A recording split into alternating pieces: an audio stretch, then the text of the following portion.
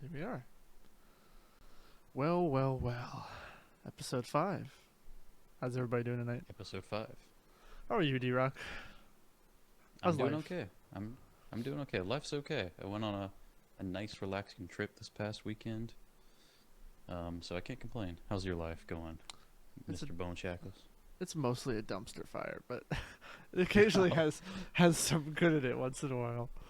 it happens. We all go through periods like that. Right now I've Just been playing the Life is Strange remastered collection. It's been wrecking me emotionally. oh yeah. I've never played them before. I've The heard good they're things they're about some of 'em. my favorite games of all time, so it's fun to replay them with a little bit of a new coat of paint. It's not like a huge Interesting. remaster, but it's something. They mocapped the faces now, which is nice.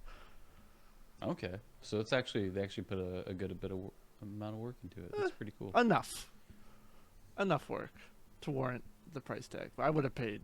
I would have bought it anyway because I'm a fanboy. But Yeah, it could I have don't been we really know much added about this grass series. textures. I was like, all right, I'll buy it. All right, I'm sold. So Interesting. last week we talked about Dune. This week we're Yes. not gonna do a. This week we're not gonna just review a film because it's kind of a dry spell now. Because I mean, March you've got Batman. Um, I guess we could have talked about some streaming movie, but I don't think you and I have seen the same thing together yet since No. I don't know, something late last year. So it hasn't been really been anything that we've both watched. I did see a movie this past week, but it's not really one that we can review or Well, can be reviewed. I mean, talk about it. This is It's kind of Jackass 4. I've heard it's really good. Yeah. Yeah, I liked it, but it's gonna be kind of I guess a subjective sort of sort of view on that movie. Acquired If you taste. find that humor funny, it will enjoy it. If you don't, you won't enjoy it. And it's hard to rate that like as a movie because it's not like a movie in the traditional sense. But yeah, I mean, it was funny. I had a good time. Saw it with my friends. Um, just a note for anyone who was thinking about seeing it: there are more penises in this one than all the other previous films combined times 10. So just be aware of that going into it. If you can't deal with that, you might not want to see this movie. Hey, But if free you the don't peen, mind, all right? yeah, there's a lot of penises in this movie. Free the peen. But I enjoyed it. What else have you been watching? Any shows or anything? Yeah, I finished up the Book of Boba Fett. The Okay. first season concluded last Wednesday. Well, Kind of have. I also watched that. If you want to briefly talk about it. Oh yeah, yeah. We should briefly talk about it. I liked the series overall. I have mixed feelings about how it concluded. That might be a lengthy discussion. But overall, I think the series was better than I expected, and I'm interested to see what they do next. But there's also some things worth talking about. But that, like I said, that's probably a separate discussion for another time. But what are your thoughts on it? Um. So I had no interest in watching it, but I just watched it anyway because my Yeah. friends wouldn't shut up about it and they didn't want to talk about it because we don't want to spoil it. Like, I don't care. They're like, well, you just watch it.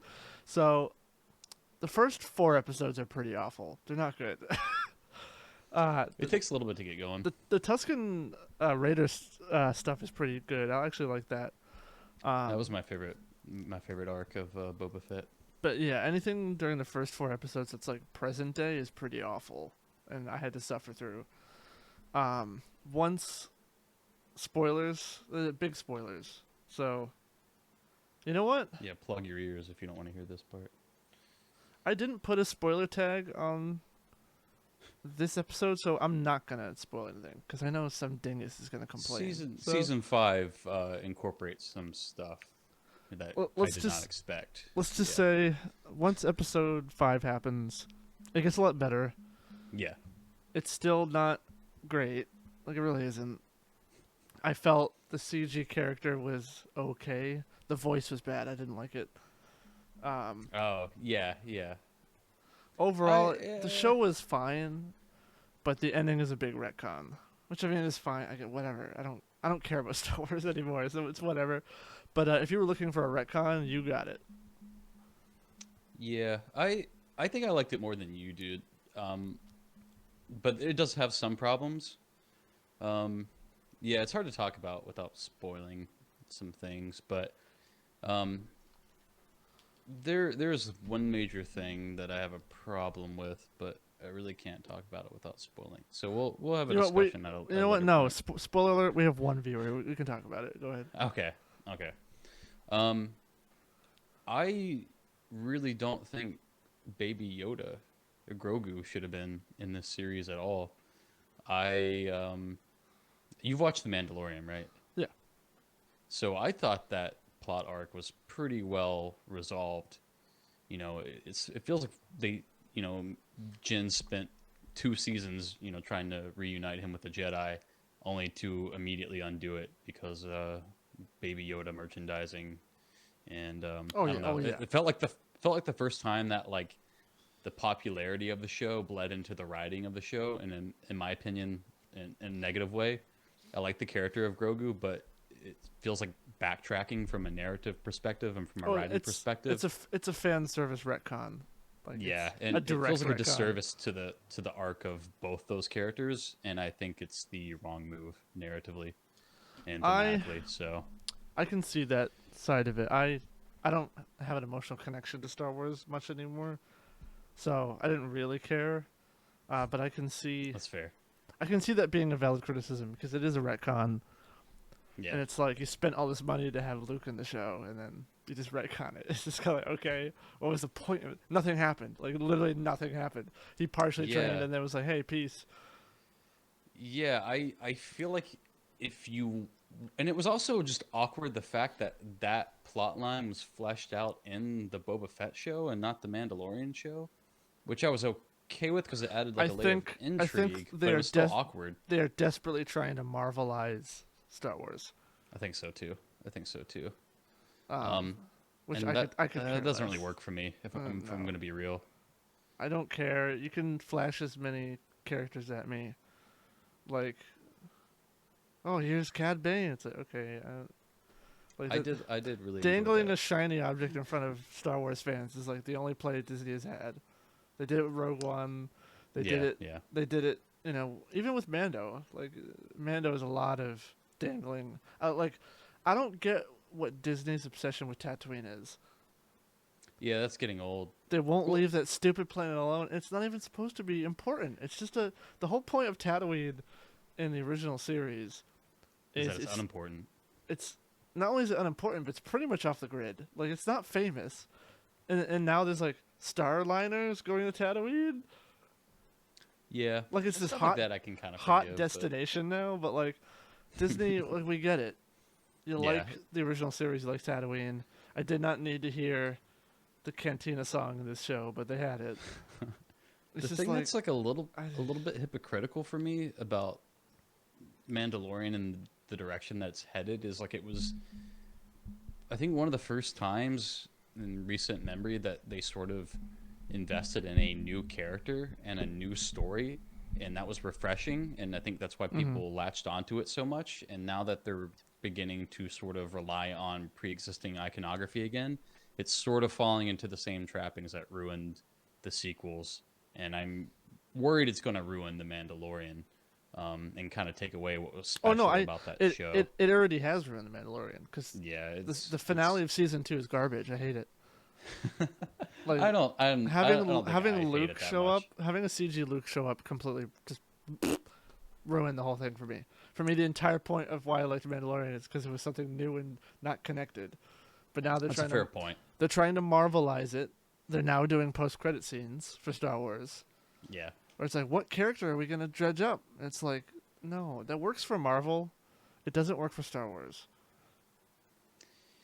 I think it does work for Star Wars, but I don't want them to do that. I think it works in the sense that like the fans like No, it works spray a load of financially. jizz and and it's like No, it manipulative. I It's like when you I said, say dangling a shiny object, and I hate it. when I say works, I don't mean financially. It works financially. Yeah, I it doesn't mean work it doesn't narratively. work from a filmmaking perspective. Yeah. I agree. I agree. I think there is a balance to where you can incorporate other characters from other parts of Star Wars and do it in a way that is cohesive narratively and respectful to the source material. But I don't think they're quite striking that balance. I did like the Cad Bane. I did like the Cad Bane inclusion.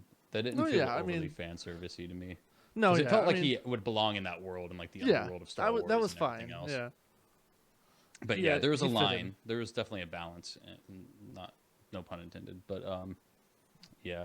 So I'm worried about Mandalorian season 3 now, where I was, excited and curious. Now I'm kind of worried. Yeah, we'll have to see. So, Boba, I'm watching. I'm currently. Well, it's only been a few days, but I'm currently watching the next part of season. So wait, have you watched Disenchantment? No, I haven't. It's Mac, I think you've mentioned it before. it is good, but the way it works is it's its second season, but it's part four. So each season is split into two parts. So I some see. people will say, "Oh, this is season four." It's not. It's season two, part two. Um, and so far it's okay. Um, the humor is not as solid as it was the last part, but I'm very Is early. this the Matt Groening one? Yeah, it's this new show. It's a fantasy show. Okay, yeah. Okay, yeah, What yeah. I know what you're talking about. what makes it very different from Futurama and Simpsons is it's not episodic. It's a serial show. Interesting. And Okay, it that sounds works most pretty of the good. time because it's much more serious. That's not true. Yeah, it is more it's way more story driven than Futurama. Like it's a show with a story, with mysteries, with a lot of lore.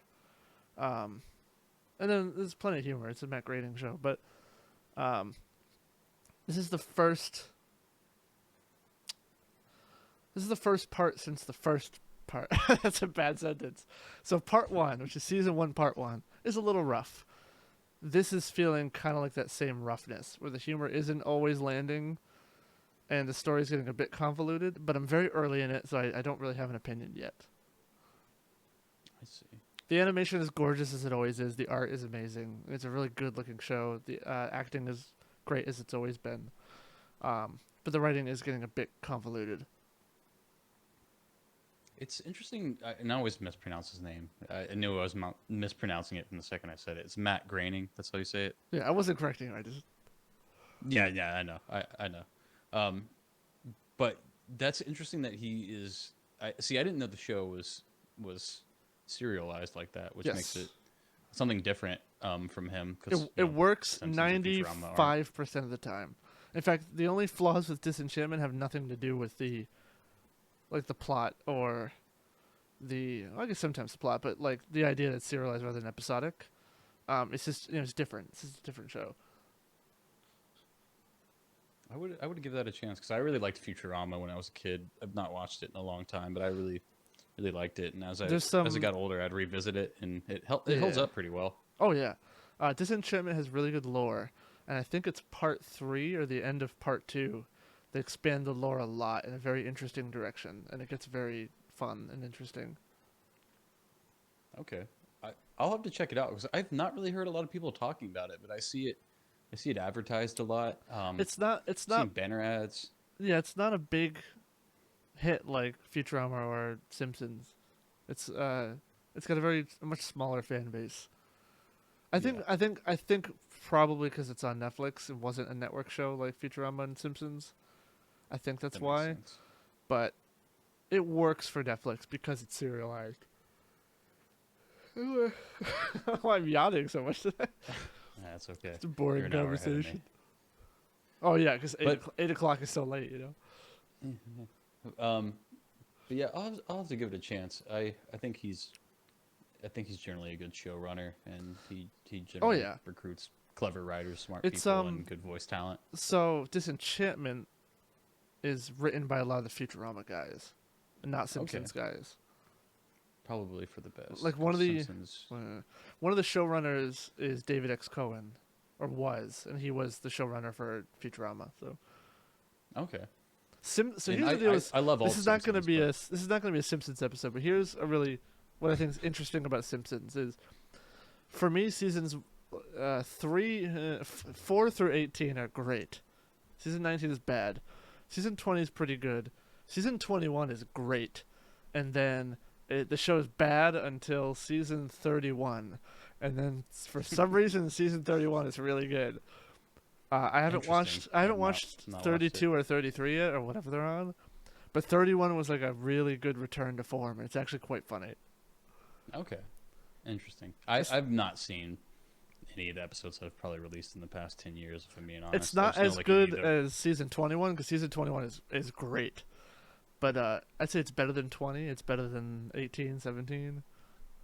interesting. But I mean, I'm a huge Simpsons like nerd and fan. I have seasons 1 through 20 on DVD. So That's pretty cool. I've never sat down and watched it all the way through. I I watch it all need the to. time. It's one of my favorite shows. Didn't Disney kind of fuck it up on Disney Plus? Like they cropped it or they Yes, cut and jokes then out they or something. so they only they cropped in to make it letterbox because people are like, why does it Hmm. not fill the whole TV? Um, they fixed it. You can now watch it in the original aspect ratio Okay, that's okay then.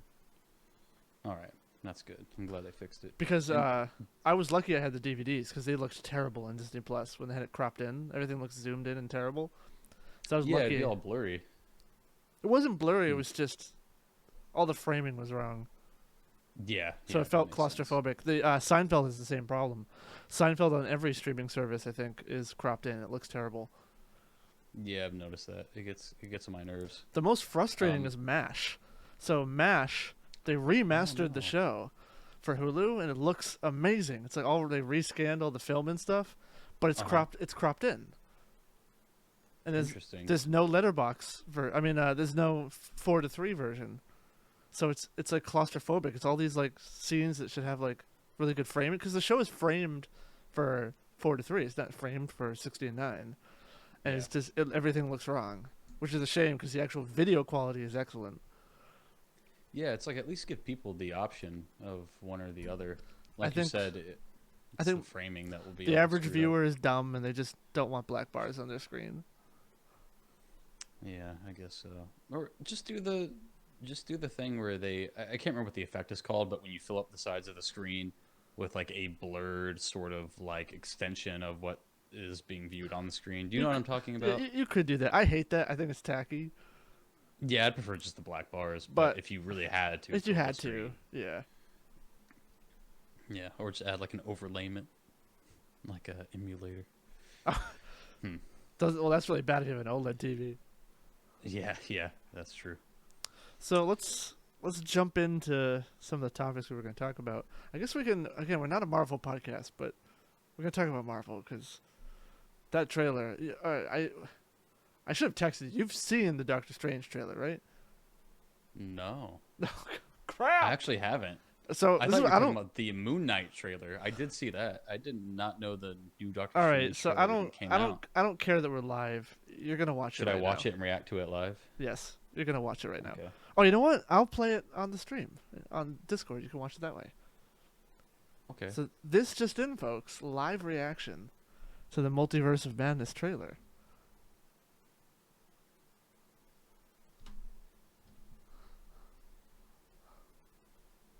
You're good, Shingo Doggy. We're good now.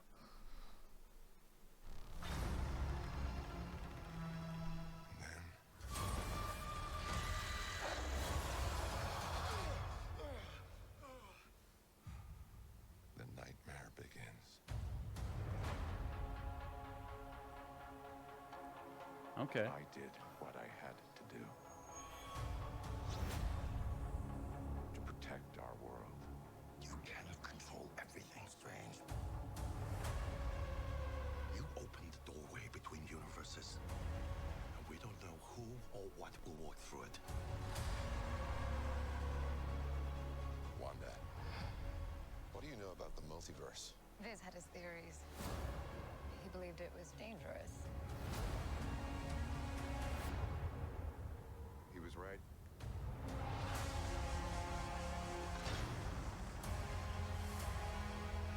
I'm sorry, Stephen. Your desecration of reality will not go unpunished.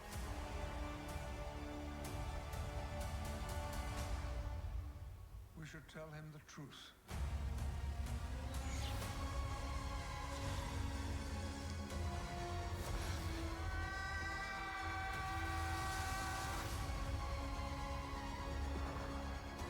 Things just got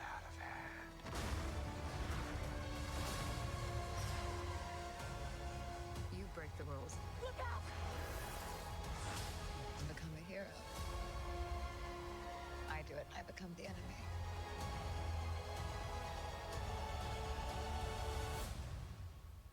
That doesn't seem fair.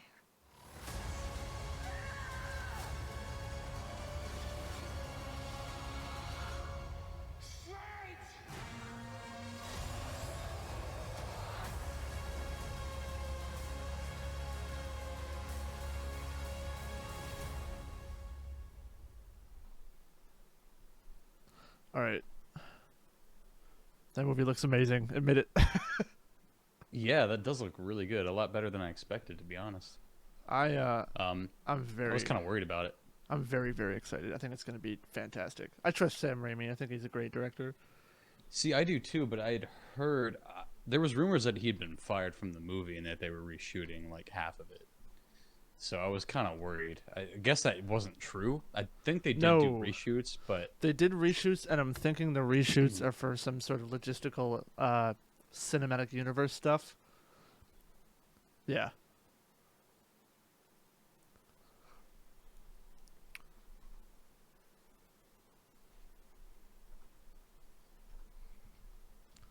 I know.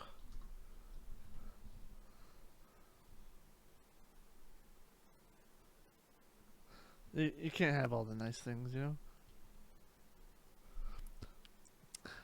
know? I expected a bigger reaction to that character. No, but I expected a bigger reaction to that character reveal.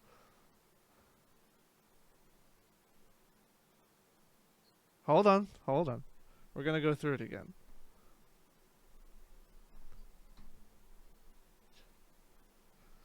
You know who it was. I'm gonna give you a timestamp here. Just to say it. That was Patrick Stewart, yes. I'm very interested to see where they're going with this. I think they're setting up something from the comics called the Illuminati, which features an alternate Charles Xavier, an alternate Iron Man, an alternate Daredevil?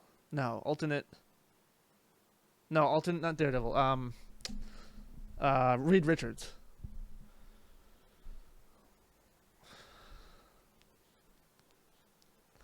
So the Superior Iron Man, he's a member of the Illuminati. He's like an evil Iron Man who like perfected the Ultron.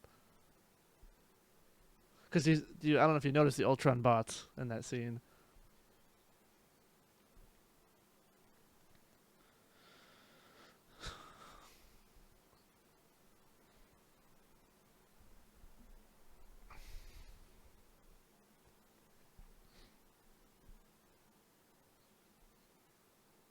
Yeah, in the comics. It definitely won't be our Robert Downey Jr. And it shouldn't be. It should be a different actor.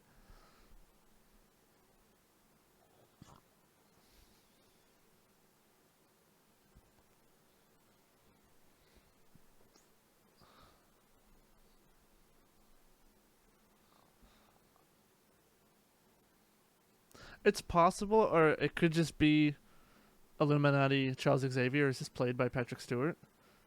But if there's an alt Charles Xavier, that means there has to be other Charles Xaviers. So, I'm excited to see what they do with it. We'll have to see. I'm obviously nervous too because I don't want them to botch how good of an ending Logan is. You know,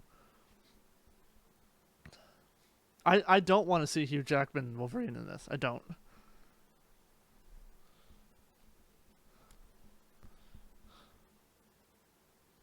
Yeah. If we see Michael Fassbender and James McAvoy in this, I'll be very excited.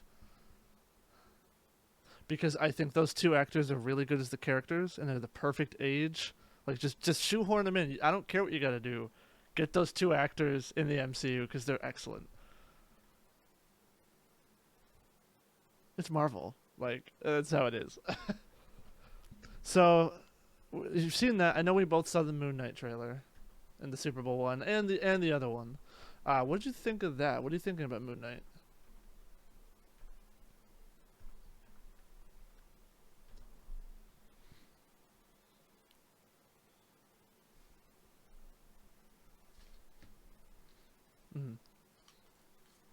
Yeah.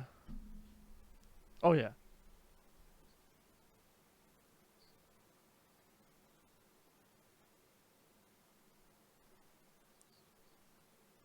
It's a series on Disney Plus. It's unique in the comics as well. He has a very unique thing going on.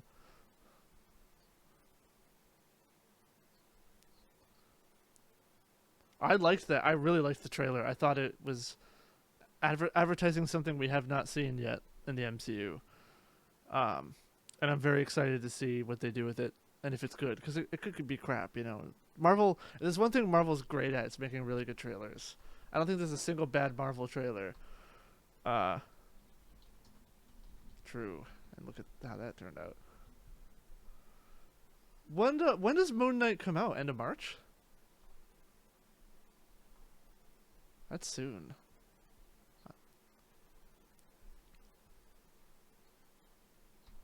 So it was a trailer for a trailer. During the Super Bowl, they played an ad where it had a clip and it said, "Doctor Strange trailer out now online." So I watched it.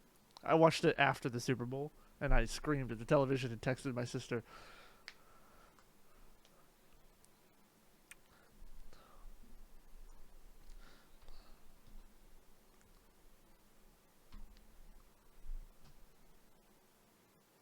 I recognized it immediately.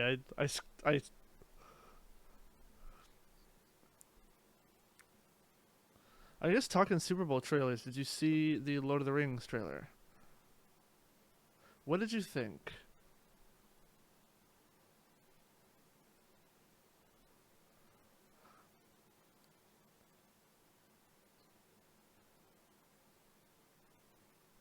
Yeah. So that's worse, yeah. Here's the deal. Anybody who knows me knows my channel. I'm huge into Tolkien. Big fan of his work, big fan of Peter Jackson's movie trilogy. It's a bad sign if your teaser trailer made me feel absolutely no emotion. Like, this trailer made me feel just nothing.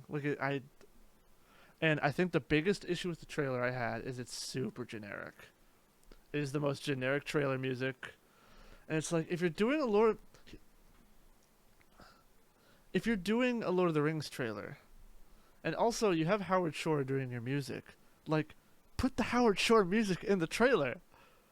Start with a big beautiful vista and Lord of the Rings music, and have, narration, and it's like this is how you do a trailer so wrong.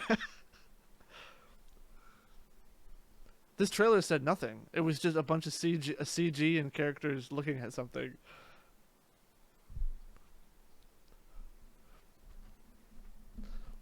I obviously don't want to get into the politics of the show, because I know that's a whole thing right now, with one side going the woke SJWs and the other side is saying, well, you're just racist. So it's the problem. Everything is always controversial all the time. The problem is there's a lot of valid arguments that are being lost in the shuffle of internet douchebaggery. Mm-hmm. So the internet where nuance does not exist. I won't get super into it. Twitter where nuance does not. I won't get super into it because I don't want to dredge up more. But the thing is, it's very specific in the lore in Tolkien's books what certain races of people look like. So the dwarves. I already see where this is going. Yeah. The dwarves, male and female, have beards. That's part of the lore. Male and female dwarves grow beards. And one of the characters in... Now here's the deal. I don't care, like... It worked in The Witcher. You know how The Witcher has, like, people of different races all in, like, this fantasy world? Yeah. It works because the books aren't super descriptive about what people look like. And also, like, The Witcher's world has lots of different types of people, and you can be like, okay, people from this area are black, people from this area are brown, people from this area are pale. Game of Thrones did that masterfully. You had people from Westeros being white actors, white English actors, people from southern Westeros were like Spanish actors, Latino actors, and then people from Essos were brown actors, black actors. Like they really knew how to cast in a way that made sense to the world you're watching. Yeah.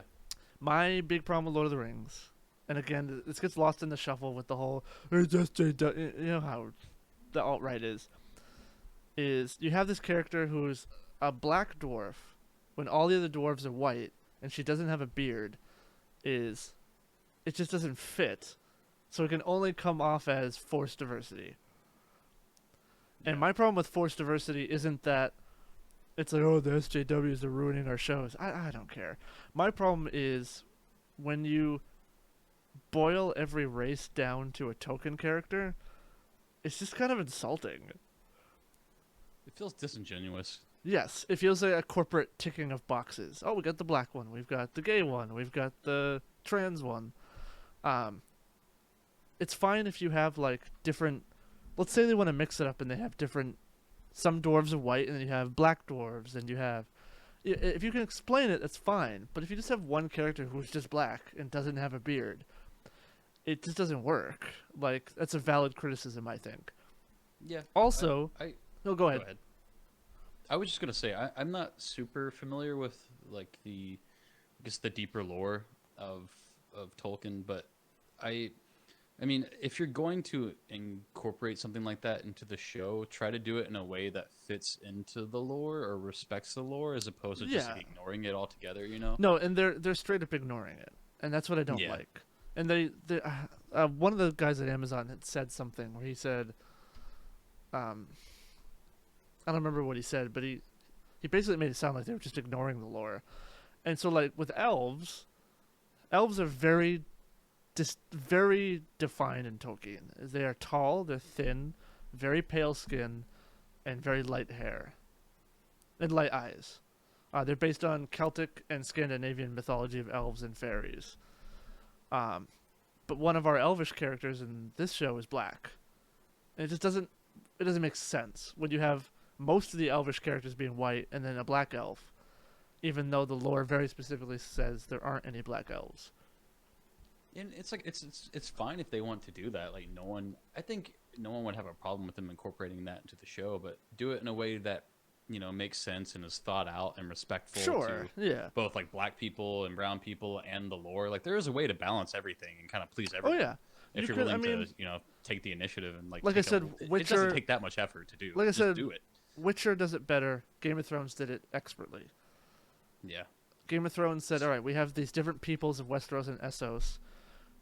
Let's cast in a way that makes sense. And also geographically. Like, the people in the north of Westeros are going to be paler. They have light skin, they have red hair, like Scandinavians. And then southern Westeros is the south, is close to the equator. So you have Spanish people, you have Mediterranean, Italian actors. And it's like, that's not hard to do. And also, it's not racist if you do that. It just makes sense. That's human evolution. That's how humans evolved too. And the problem is the forced diversity. Again, I'm not going to get into the whole SJW, whatever. Like, yes, you should be casting more people of different races. Because we just talked about Star Wars. The Star Wars original trilogy is the whitest thing on Earth. Yeah. You have Lando, and that's it. That's Those movies are mad white. But those don't take place in a place that is white. It's just, you can have any planet, black people, brown people. It's complete fiction. But I heard a good point, and it's the problem is as soon as you speak logically, you're a racist or whatever. Tolkien's work is based on English and Scandinavian and German folklore. You wouldn't make a movie based on African folklore and put white people in it. Yeah. So like, if you want to have black dwarves, it's fine, whatever. But don't have one black character and not explain it. Like, it just comes off as you said, disingenuous. I think people should realize, like you said, the context of like the folklore that it's based off of. And it's not like he intentionally was trying to like not incorporate, black or brown people into the lore. It was just, like you said, based on Scandinavian and probably like Norse and English and Irish mythology, Celtic mythology, and that's just like a byproduct of that mythology is that it's going to be white people.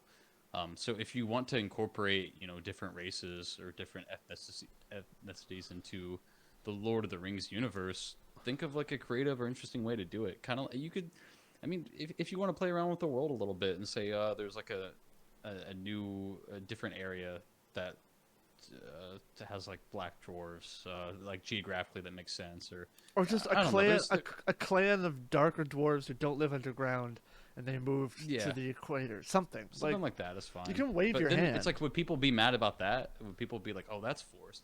But to me, It would maybe be- it's a damned if you do, damned if you don't situation. You know what I mean? It would be better. It wouldn't be great because I don't like changes to Tolkien. I don't want changes, but it would be better than what we got. Because what we got is just it is forced diversity, and it is that leftist check a box. We have the black one, we have the brown one, we have the gay one, which is also racist. Yeah, it's like if you're not doing a it black respectfully, black characters and black people, when they're cast like this, they're just cast as a talking point. Like, look at our show; it has all kinds of people in it. well, like kind of looping back into Star Wars, that's a big problem that John Boyega had with how he was cast in the films. That they really They cast had him as the black nothing- guy. Yeah, Yeah, and then they did nothing with his character. They No. had no plan for his character. They didn't know how to No. develop him, and he was pretty open and forward about it in interviews. He's like, "Yeah, I felt like they just kind of used me as like the Tolkien black guy," and that and they did. And I feel like Lord of the Yeah. Rings, Amazon is doing the same with Lord of the Rings. Yeah. Yeah, well, I mean, I guess I'll withhold judgment until I see the show because maybe Of course, they'll yeah. explain it. They Maybe might, do but I explain don't. it. I don't think they are. Probably not. But I mean, in the grand scheme of things, it doesn't bother me a whole lot.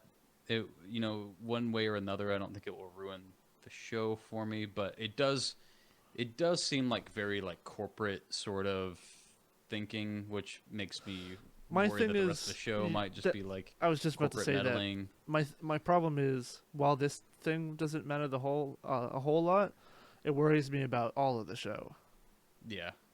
because it doesn't seem to have that kind of heart that Jackson's trilogy did. Yeah, I agree. It felt more like a Hobbit trailer to me. I don't know. There was quite a bit of CG, yeah. Yeah, I don't know. Not excited. I didn't know about the whole controversy. I'm not active on social media for these. I'm very not either, reasons. but I follow anything Tolkien related, so Yeah, yeah, we'll have to see. yeah. Maybe it'll surprise us, but probably not. I'm gonna be real. No, I don't think. No. I don't know. I don't really pay that much attention to Amazon's film division specifically, but from what I know, I don't know that they've really released anything that has wowed anybody. The unless I'm Boys. overlooking They've made something. The Boys. Okay, The Boys. I forget. Boys is Yeah, amazing. you're right. Yeah, you're right. I've heard nothing but good things about The Boys, and I forgot that they did that. So I'll stand corrected on that one. But it's kind of like the lone example so far. They've had some good stuff, but The Boys is their big hit. Yeah, yeah. And rightfully you're so. right It's about very that one. good. You're right about that one. Well, yeah, we'll see who is directing some of the episodes. Have they? I don't know if we know. I don't think we know who's directing or writing. Okay. I hope that Peter Jackson gets to direct at least an episode. That would be a Yeah, crime, that crime would if he feel didn't. like a And they waste. shot it in New Zealand, which is where he lives. So like, Well, at least they did. At least they did that. At least that was a smart move on their part. they're working very hard to make this connect to his movies and be canon with them. I don't know if you saw, but the rights to Lord of the Rings are being sold right now for $2 billion. Yeah, who doesn't? Is Warner owned? It's a No, mess. it's not Warner. It's a mess. It was a mix of Warner and Paramount, I think. Okay, It's a mess, though. It's an absolute mess. That's why it's being sold. I see. There's no way Amazon's not going to buy them. Like they're going to buy them. What if Disney bought them? That would shock me. No, it's a done deal that Amazon's going to buy them, and that does worry me. Yeah, Amazon has MGM now. Well, yeah, they own And- Bond. Yeah, I wouldn't be surprised if they made a move at Paramount at some point because I Paramount think is kind of still independent. Viacom, Paramount, it's all the same I think I know. I think conglomerate. no. Viacom is giant. I don't think they could afford to buy Paramount. Paramount I know is owned by Viacom, and Viacom Yeah. is massive, like Yeah. huge. I think Viacom is. Hold on, Viacom market value. Yeah, look up its market cap. I'd be curious. I mean, Amazon's bigger than anybody. So Viacom's market value is something big, 23 billion. See, that's less than I would have guessed. I don't think that's out of the realm of possibility. No. It would be scary if they did. Yeah, I'm not a big. This is also like maybe a more in-depth topic for another time, but I'm not a big fan of media Consolidation. It's a scary thought. Yeah, It's happening though. it used to be regulated, and then that law was repealed. I don't know if lifted, Amazon whatever. could buy Viacom because I think Amazon owns something that competes with Viacom. I see. I guess That's an- Amazon Prime is kind of like the streaming service is competitive. To Paramount Competitor Plus, of they'd have to Paramount Plus. absorb Paramount Plus, I guess, which they could do. Yeah. It's like Disney owning Disney Plus, and then they own part of Hulu, which they can't because it's a competitor.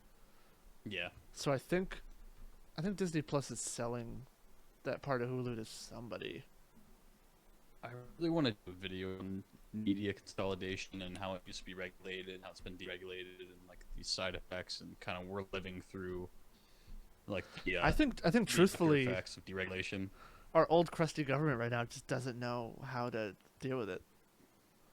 Well, there used to be basically a law that was in place since the days of like newspapers and radio. It had been created like in the 1910s or 20s. It was a very old law, and they kind of realized that if you consolidate media, you run the risk of the public only getting their news and information from just From one 2 or 3 person, sources.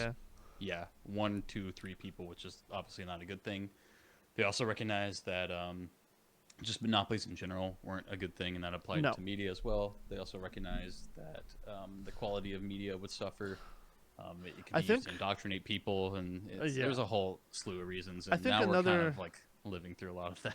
Well, I think another thing we're not realizing is how giant these markets are. So everyone's, again, I kind of agree with them. Everyone's freaking out about Microsoft buying Activision. It's a giant. They're going to control everything. Here's the deal. Right now, Microsoft controls 6% of the gaming market. Yeah. Guess how much that percentage is going to go to when they own Activision? How much? 9. Yeah, it's still not a lot. That's how big the gaming industry is. You can buy Activision and not control 15%.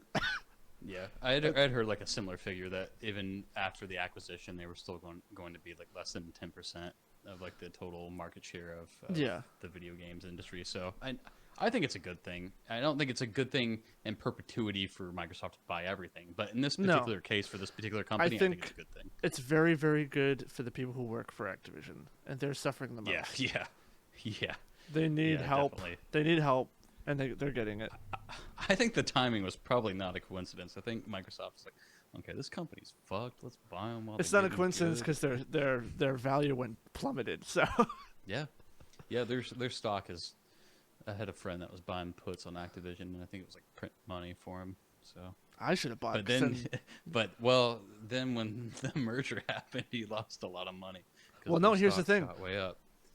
You should have bought then and waited because they don't own them yet. The value's gonna go up once they own them. Well, yeah, but when the news was announced, like their value, Yeah. the value of Activision stock skyrocketed. So he, I should have bought. I need a Yeah, time but, machine. That's you what know. I. It's like the movie Primer. I need a time machine so I can invest to make money. So I Yeah, guess exactly. all these streaming services is a perfect segue into our final topic, which is I think Yeah, we're going it to talk briefly about streaming versus theaters, and I think I could already tell what your opinion was going into how you asked me about this, and I think we're going to disagree on some things. Okay. So I think you were. I'm not gonna speak for you, but you were on the outlook that theaters are dying, correct? Yeah, I think I- so. To be I honest. think I think you're super wrong, Okay. and I think you're super wrong Let's hear it. because of Spider-Man. I think Yeah. I think I see Spider-Man what you're is getting at. big proof that people still love going to theaters, and the I fact guess that go ahead. let me frame my opinion just a little bit. Oh, I no, yeah, don't think yeah. this is going to happen in the short term. I'd say like Oh, 20 no. years from now, they're going to be pretty much gone. But I yeah, don't for agree. the next. Let's see. Let's see. Here, hit me with your line of thinking, and I We'll kinda don't go back and agree forth. because while there will be less of them, I don't see a home theater technology matching it even close within 20 years. Because I do. it's been like 30 and they're not even close. Like if you You look might- at if you look at how home theater technology has progressed, it's not good. Home theater technology has not progressed well at all. Most projectors are still less than 1080p. Like It doesn't have to. There's a workaround for this. And I think 20 years from now, the theater going experience can largely be VR. I think it's going to kind of morph into that. it could. I don't see it because VR's growth is extremely small. Like extremely. It is for now. It might. It is for now. You see commercials for VR everywhere, but the actual amount of people who pay for buy VR is minuscule. It's like this big. That is No true. one's buying VR. Another thing is, yes, there will be less theaters, but they make more money than streaming and VR do, like combined. Even if they're smaller, they'll still be around and they'll still be a big thing. Because if you look at print books versus digital, Barnes and Noble is doing very well, and they're continuing to do well. And print books are continuing to do well, even though their prices are going up. So like, there will be less theaters, just like there's less Barnes and Nobles, but there won't be no theaters. And No, I agree with you. I don't think they're going to go away totally. completely. Disney movies are going to be in theaters for a long time. Fox movies will be in theaters for a long time. Sony movies will probably be in theaters for a long time. I'm trying to think of the other big companies. Who's as big as Disney when it comes to movies? Touch. Warner Bros. Warner Brothers will be in theaters. Paramount will be in theaters. Honestly, I'm trying to think like Touchstone, Lionsgate. They'll be in theaters. You'll see less than my issue is. It's gonna come to a point where theaters are Avengers 12, Lion King 13. Like there won't be those indie films in theaters anymore. Like A24 is still kicking it. They're still getting their theatrical releases. I got to see The Green Knight at my local theater, which is like, that's awesome. Yeah, me too. But I see A24 lasting for a while. But I think 20 years from now there won't be that many less theaters. It'll just be theaters will be all Disney. Which I think is a I've heard people, like, scarier. say that. I think that's kind of like a dystopian. I don't think that will happen. I do think the regulators will sort of. There are some lines when it comes to media consolidation. It's still not the Wild West. I don't think Disney would be allowed to buy up theater chains. I think that's where the line would No, be I don't drawn. mean they will own the theater chains. But But it'll they- be like all their movies. they've Yeah, already I see they've what you're already getting they've at. already been in the business of threatening chains, of taking their movies away if they don't show it Yeah. on as many screens as possible, and Yep. that led to nothing. Nobody slapped them on the hand for that. No, I agree. That will still continue to happen. I've heard people say like they'll own all the theater chains. I No, thought no, that's what no. you were getting at. No, what I meant is every theater will just be playing Disney, and they'll be playing Yeah. the big tentpole films, and most indie stuff is just going to be on streaming, which sucks. I agree with you. I do think in the long term though, I think, and you've probably heard this regurgitated a lot of times, so I'm sorry to regurgitate it yet again, but like people throughout the pandemic were conditioned to watch movies at home as opposed to going to the theater. But then you have a movie like Spider-Man where like everyone was happy to return to like this large theatrical kind of communal experience. but I do think in the long term that is going to slowly erode. I do think there will be generations I don't. of kids and young adults that just like the theater is like something that's more rare, not like a regular experience. And I think as VR technology starts to progress, become more, becomes smaller, it becomes more cost efficient, as it becomes more just accessible in general, I do think that is going to eventually, and this might be further off than 20 years, but I do think it will start to substitute the theatrical experience. I do think people will start to sit in like a VR theater together that will simulate the feeling of being in a real theater with real people, but you won't actually be there. And I think mean, video I games guess will take a similar trajectory. if you want to Maybe make that's kind of like heady and weird, but if you want to make a safer bet, you should say like 50 or more. And Yeah, not, well, and not yeah, 20, because what we've seen is people aren't interested in VR spaces. Like the average person is not interested in VR worlds right now, because these still for now, and this will last a long time, because even the new generation who are all stuck on their phones still like theaters for this reason. Is theaters offer something that the home experience can't give you, and that's that community experience, which I don't actually go there for. I go there for the big picture and the sound and the nice, the quality. it's kind of all of it for me. But the But majority of people go for the community experience, and Yeah. I don't see that being replaced anymore anytime recently, because humans are wired a certain way, and they like to do things that build community, and VR doesn't do that. Like 50 years, yeah, probably, but 20, no. People still are not interested in VR spaces much. I think by that point, and maybe I'm just pessimistic, but I think by that point, VR will sort of replace what the smartphone is now, which is not like a pleasant thought, but I do think VR is going to catch on pretty damn big. And I think that like if you can synthesize, and in 20 years, 30 years, I think what you can achieve in VR will almost be indistinguishable from real life. I think you will be able to synthesize, or simulate is a better term, simulate the experience of sitting in a theater with other people to the point where like you really can't tell the difference. I think they've started experimenting a lot with binaural audio in VR. It's just, I think it will get to a point where it will replace a lot of like the in-person reactions that we have now, and it will become cheaper and more cost efficient for studios and services to release movies in that way as opposed to a theatrical release. And I'm gonna I don't know. That's very like far in the future. I'm gonna but counter argument that is a lot of VR people, and I like VR, make that same point, but they don't have any evidence to back up any upward trend in VR. Yeah, I don't have any like. It's all anecdotal. I don't have Oh, any no, like, no, yeah, solid numbers. But like VR, it isn't really getting any more popular much. Like it is on a uptick, but the graph is very, very steady. It's not. Yeah.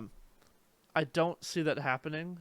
I see it happening in a sci-fi novel, but Yeah. I'm not an optimist. Like I know how people are, but humans are wired a certain way, and even if the headset is really good and the picture is amazing, humans know that it's not real. And two major things that people don't talk about when it comes to like futuristic VR replacing real life is, and this is obviously we're getting into sci-fi here, but the reason why those VR worlds don't actually work is pheromones are a very, very important part of human interaction. And obviously, I guess you could build a machine that recreates those, but that can't be replaced. Humans are very good at knowing kind of where they are, even though our senses are terrible. They really are. Scent is really important when it comes to being around other people and being in an environment. Like, sure, a VR theater will probably be cheaper, and a lot of people will want to go that route. But for most people, it's not a limitation of technology. It's kind of a limitation of physics. I see what you mean. And for the record, I hope what you're saying is right. Like, I don't want to be, We both hope. I don't want to be correct. we both want me to be right, but Yeah. um, I'm just maybe being pessimistic and no, I kind think of- I can see VR chat spaces being a huge thing in the future.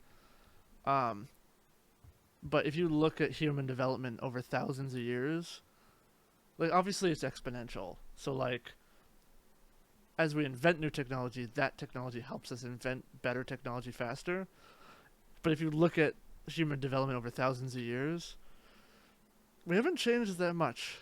Like we still write Yeah. each other letters on paper. Even though we all have smartphones, we still I mean vinyl records are back. Like humans are wired a certain way, and I don't see VR headsets being our future because we will refuse it. We just won't want it. I hope you're right, but there's a lot of stupid people out there. Sure, A lot of but stupid people out there. yeah. But those stupid people like to hang out with other stupid people in person. So Yeah, we'll see. And yeah, I'm kind of like I'll see you in thinking the I'll see you in clouds for 50 a lot years. of that We'll discussion. do our Yeah, let's 8,000th episode or whatever. okay. On February 15th, 2072. No, 2072. I thought we were doing 50. 2042. 2042. Let's see how it is in 20 years, and we'll see. So if we how do far an off if I we do an was. episode a week, 52 times 20. So episode 1045. 1045. I will see you All right. then. All right, I'll see you there. And then on episode Let me create a phone reminder. episode Remind me 2605. on February 15th, 2042 at 8 p.m. to talk to Tony Bone Shackles about the future. The present. It'll be the present by We'll then. talk about the future, and yeah, we'll also be talking about the present. But we'll be set a talking about remind. we'll be talking about 2062 Well, no, set a and reminder. 2042. Set a reminder for 2072. That'll be episode 2605. That's when we'll be talking about our dystopian cyberpunk VR future where we all live in headsets. Just kill me by then, like. At that Jesus. point, wouldn't this be like a holodeck? We're gonna have our Star Trek holodecks. We wouldn't even have headsets if we're going that far. Have you seen the San Junipero episode of Black Mirror? I don't think so. I've only seen You some should of watch Black that. Mirror. You should watch that episode, because sometimes they're just like, I do think. Let's be more optimistic, or I guess I'll be more optimistic. I think at the very least, theaters, the theatrical experience will have a diminished impact in the future, and will certainly be less prevalent, but it will still exist. I think, regardless of how pessimistic or optimistic you want to be, it's hard to say that theaters will go away completely. I think they will still exist in some capacity, and I guess we'll just see in how large or how small of a capacity that is in the future. Yeah, I'm hoping that. I guess this is selfish. I don't care about other people. I just hope that I get to go to a theater when I want to see movies. I agree. I'm not gonna, even if they have the VR theater bullshit, I will not be a participant. No, I'll be the old man. Like, I want to. Back in my day, we watched movies with other people and not on these damn VR headsets. So that would be me. Back get off my virtual lawn. Hey, get off my virtual metaverse lawn. Oh God, what a dark future. It is somewhat reassuring that like people have pretty much rejected the metaverse so far, but I do think it's going to be used for money laundering and a bunch of stuff. So we'll see what happens. Oh, absolute crypto, you got it. Well, we are at the hour mark. we kind of went off the rails, but We are at the that's hour okay. mark. What a great show. I guess we covered an array of topics. you know what? I feel like it's a good thing. Not every episode should be just a review. Like whatever. I agree. Where can the good people find you? Plug your crap. The good people can find me at the Daddy D Rock on Twitter. They can also find me at Daddy D Rock on YouTube. There's 2 channels. I'll let you figure out which one it is. I won't tell you, but I think you'll make the right Wow, decision. that's some great advertising. One is very different from the other. That's all I'm gonna say. One is of a more sexual nature. That's mine. As for me, you can find me on this channel because it's my channel. You can find me on YouTube, Captain Bone Shackles. You can find our YouTube, Maple Butter Caramel, where you can watch our episodes and bonus material. You can follow me at Twitter at the Bone Shackles. Good idea to follow me because I post news about this channel if there's any kind of issues or whatever, or I complain about Destiny, or I rave about Destiny, and it's usually both at the same time. And that's pretty much it. You can catch this show every Tuesday at 8 p.m. man. What? There was a really big topic I meant to bring up tonight, and I completely forgot. Shoot I'll it save out. What for is next it? Time. What is it? I'll So I save can it for next prepare. time. I'm gonna save it for next Alright. time. Keep me in suspense. But yeah, every Tuesday at 8 p.m. So I guess stay tuned for next week, because my man over here has got something big to tell me. It better be good. It better not be some lame topic. It was related to tonight's topic, and I meant to bring it up and talk to you about it, and I just forgot. Wow. Yeah, sorry. S tier co-hosting. Well, that's all, folks. We'll see you next Tuesday at 8. We'll be talking about, I don't know, I'm going to go make some tacos. I'm starving. Let's get out of That's a here. good idea.